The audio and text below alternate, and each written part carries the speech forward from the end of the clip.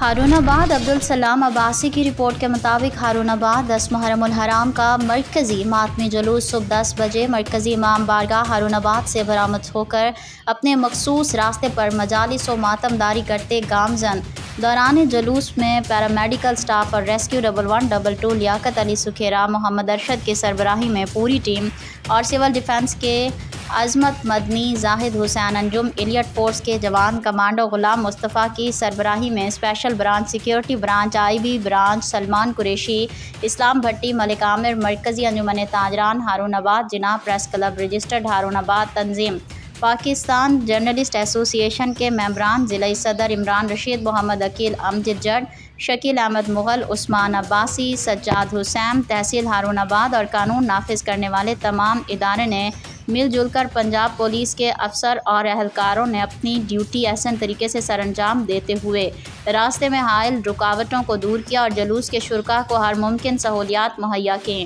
محکمے کی ڈیوٹی پر موجود اہلکاروں اور افسران کے لیے دعا گو ہے کہ خداوند کریم امام مظلوم سید الشہداء حضرت عظیم قربانی کے طفیل آپ کی دنیاوی شرعی حاجات کو پورا فرمائے۔